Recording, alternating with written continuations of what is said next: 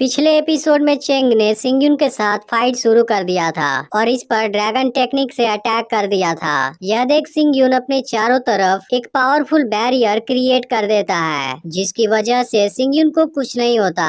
लेकिन इस दौरान वहां खड़े कुछ स्टूडेंट जख्मी हो जाते हैं। अब चेंग अपने अटैक की पावर को बढ़ाने लगता है, लेकिन फिर सिंगयुन भी एक पावरफुल टेक्निक से अटैक करता है और इस बार चेंग जख्मी हो जाता है। अब सिंगयुन ने उसे फाइट में हरा दिया था, इसलिए वह सिंगयुन को अपने ऊपर लेकर पवेलियन की तरफ जाने लगता है, जिस वजह से सबके सामने इसकी बहुत बेइज्जती होती है। उसी समय सिंगयुन पर स्टील फीदर का अटैक होने वाला होता है, लेकिन फिर सिंगयुन खुद को बचा लेता है। तब उसे पता चलता है कि टियान फेंग भी यहाँ पर आ गया है, जो असल में यहाँ के ओनर का बेटा है। अब सभी लोग टियान फेंग से सिंगयुन को मार देने के लिए बोलते हैं। इसके बाद टियान फेंग सिंगयुन पर अटैक करने लगता है, लेकिन सिंगयुन किसी तरह खुद को उसके अटैक से बचा लेता है। यह देख टियान फेंग स्टील फीदर से सिंगयुन पर अटैक करने लगता है, जो कि एक बहुत ही पावरफुल टेक्निक होती है। लेकिन सिंगयुन भी किसी तरह खुद को बचा लेता है, लेकिन इस दौरान वह थोड़ा सा जख्मी भी हो जाता है। इसके बाद सिंगयुन खुद को बचाने के लिए एक बैरियर क्रिएट करने लगता है। तभी हम देखते हैं कि मार्शल हाउस के ओनर भी यह सारी चीजें देख रहे हैं। अब टियान फेंग सिंगयुन पर और भी पावरफुल अटैक करने लगता है, जिसे देख सिंगयुन तुरंत ही पावर इंक्रीज करने वाली पिल्स ले लेता है। इसके अलावा सिंगयुन किसी सीक्रेट टेक्निक का भी यूज करने लगता है, जिसकी हेल्प से वह फेदर अटैक को डाइवर्ट कर देता है। यह देख ओनर कहते हैं कि मुझे उसे बचाने की जरूरत नहीं है। अब सिंगयुन अपने अटैक से टियान फेंग को मारने वाला होता है, लेकिन तभी ओनर इसके अटैक को रोक देते हैं। फिर वह टियान फेंग से कहते हैं कि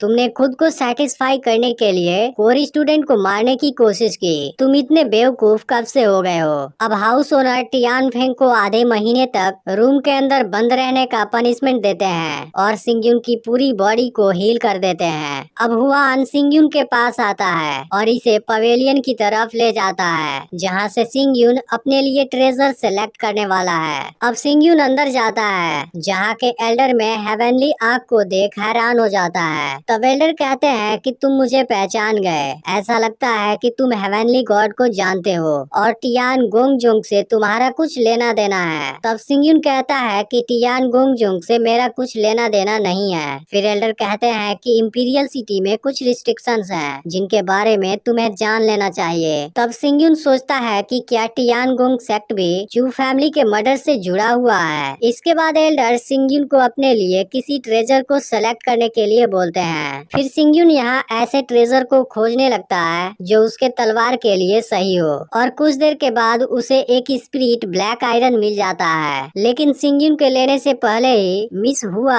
इसे ले लेती है और कहती है कि यह मेरा है, अगर तुम इसे लेना चाहते हो तो मेरे साथ फाइट करना होगा। अब मिस हुआ सिंगयुन पर अटैक करने लगती है, लेकिन सिंगयुन बहुत आसानी से इसे हरा देता है और उसे नीचे गिरने से भी बचा लेता है। लेकिन अब मिस हुआ और भी गुस्सा हो जाती है, जिसके बाद वह सिंगयुन को पूरी तरह से कैद कर देती है। वह कहती है कि मिस क्यू तुमसे इम्प्रेस है, मुझे लग रहा था तुम्हारे अंदर कोई खास एबिलिटी होगा। तब सिंगयुन कहता है कि मेरे और मिस क्यू के बीच दोस्ती से ज्यादा और कुछ नहीं है। यह स्पिरिट ब्लैक आयरन तुम्हारे लिए सुटेबल नहीं है, इसलिए तुम इसे मुझे दे दो। इस पर मिस हुआ कहती है कि तुम अभी भी कैद हो और ऐसी बातें कर रहे हो। यह सुनते ही सिंगयुन खुद को फ्री कर लेता है और स्पिरिट ब्लैक आयरन लेने जाता है, लेकिन तभी मिस हुआ सिंगयुन पर खतरनाक तरीके से अटैक करने लगती है। फिर सिंगयुन खुद को बचाता है और कहता है कि तुम इस ट्रेजर को कंडेंस नहीं करना चाहती, फिर तुम ऐसा क्यों कर रही हो।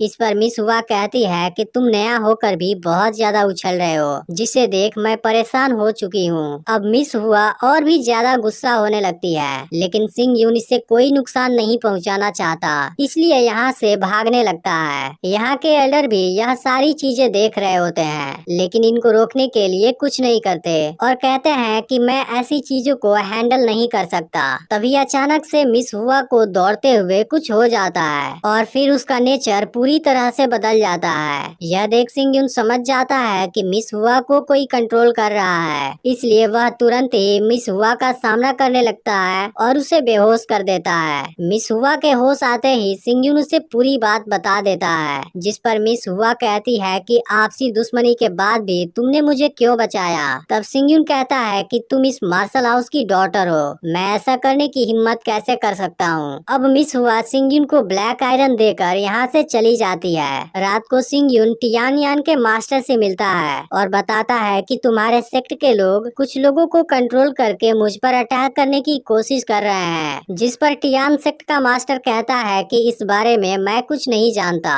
फिर सिंगयुन कहता है कि ऐसा कैसे हो सकता है। तब टियान सेक्ट का मास्टर कहता है कि टियान फेंग जैसे पावरफुल आदमी को केवल कुछ सीनियर ही कंट्रोल कर सकते हैं, लेकिन इस बारे में चेक करना भी काफी मुश्किल है। तब सिंगयुन उसे इस बारे में पता लगाने के लिए कहता है। अब सिंगयुन खुद को बहुत जल्द प्रिपेयर करने का डिसाइड करता है, क्योंकि अभी इसे बहुत से लोगों का सामना करना है। अगली सुबह मिस क्यू सिंगयुन से मिलने जा रही होती है, जिसे देख सब तरह तरह की बातें करते हैं। इसमें से एक स्टूडेंट कहता है कि मिस क्यू मार्शल आर्ट में डबल फ्लावर पर है। अब मिस क्यू सिंगयुन से मिलती है, जिसके बाद टियान फेंग और चेंग की हरकत के लिए उसे सॉरी बोलती है। इस पर सिंगयुन पूछता है कि तुम ऐसा क्यों कर रही हो। तब मिस क्यू कहती है कि हम सभी एक ही मार्शल हाउस के स्टूडेंट हैं। इन सारी बातों के बाद मिस क्यू सिंगयुन को लिंग बिंग पवेलियन में ले जाने की बात करती है। रास्ते में सिंगयुन को बहुत सी दुकानें बंद दिखाई पड़ती हैं और वह मिस क्यू से इसकी वजह पूछता है। तब मिस क्यू बताती है कि यहाँ की ज्यादातर दुकानें किन फैमिली की हैं, जो मिडिल से लेकर हाई ग्रेड वाले स्पिरिचुअल मटेरियल को बनाते हैं, लेकिन पता नहीं क्यों अब उन्होंने बंद कर दिया है। इसी के साथ मिस क्यू सिंगयुन को टेई के बारे में बताती है, जो इसी वजह से अपने घर गई थी, लेकिन अभी तक वापस नहीं आई है। कुछ समय बाद दोनों लिंग बिंग पवेलियन में आ जाते हैं। तभी वहाँ मिस क्यू के ग्रैंडपा डेंगकोंग भी आ जाते हैं, जो इस पवेलियन के ओनर हैं। अब मिस क्यू अपने ग्रैंडपा से रिक्वेस्ट करती है और सिंगयुन के लिए फोर्जिंग करने के लिए तैयार कर लेती है, लेकिन तभी सिंगयुन केवल इसका इक्विपमेंट मांगता है और कहता है कि मैं इसे खुद कर लूंगा। यह सुनकर मिस क्यू इस पर गुस्सा करती है, क्योंकि बहुत कोशिश के बाद इसने अपने ग्रैंडपा को मनाया था। अब डेंगकोंग सिंगयुन से फोर्जिंग मटेरियल का लिस्ट लेते हैं, जिसमें सिंगयुन ने 2 एक्सीलेंट स्टोन का नाम लिखा होता है। यह देख डेंगकोंग कहते हैं कि इन दोनों में एक जैसा एट्रीब्यूट है, जो फोर्जिंग के लिए बहुत ही खतरनाक है। तब सिंगयुन कहता है कि इसके लिए मेरे पास अपना तरीका है, जिस पर डेंगकोंग कहते हैं कि क्या तुम मेरे फोर्जिंग स्टैंडर्ड पर शक कर रहे हो। अब डेंगकोंग सिंगयुन पर गुस्सा होने लगते हैं। फिर मिस क्यू अपने ग्रैंडपा को मनाने लगती है और कहती है कि सिंगयुन शायद किसी एंशिएंट मेथड को जानता हो। इसके बाद सिंगयुन एक रूम के अंदर होता है, जहां वह डैमेज हो चुकी अपनी तलवार को अपग्रेड करने लगता है। अब इस प्रोसेस में लगभग आधा दिन गुजर जाता है, लेकिन बाहर खड़े डेंगकोंग को अभी तक कोई हरकत नजर नहीं आती। असल में डेंगकोंग को सिंगयुन की चिंता हो रही होती है, क्योंकि उसने जो फोर्जिंग मटेरियल लिया है उनको अच्छे तरीके से हैंडल करना जरूरी है, नहीं तो वह ब्लास्ट कर सकते हैं। इस पर मिस क्यू कहती है कि सिंगयुन को कुछ नहीं होगा, आपको उसके बारे में चिंता छोड़ देनी चाहिए। उसकी बातों से डेंगकोंग समझ जाते हैं कि मिस क्यू अब सिंगयुन को पसंद करने लगी है। यह सुनते ही मिस क्यू वहाँ से चली जाती है। वहीं अब सिंगयुन किसी तरह मटेरियल के एक्सप्लोजन होने वाले प्रॉब्लम को दूर कर देता है। फिर वह मेल्टिंग के लिए जैसे ही स्पिरिचुअल फायर से फ्लेम को बढ़ाता है, अचानक ही फायर बीस्ट रिलीज हो जाता है। इसके बाद फायर बीस्ट सिंगयुन पर अटैक करने वाला होता है। यह देख सिंगयुन तुरंत ही अपनी तलवार लेता है और फायर बीस्ट का मुकाबला करके उसे फिर से एब्जॉर्ब कर लेता है। वहीं डेंगकोंग बाहर सो गया होता है, इसलिए इस बारे में उसे कुछ पता नहीं चलता। इसका अगला पार्ट भी बहुत जल्द अपलोड हो जाएगा। अगर आपने पिछला पार्ट नहीं देखा है तो लेफ्ट वाली वीडियो पर क्लिक करके देख लीजिएगा।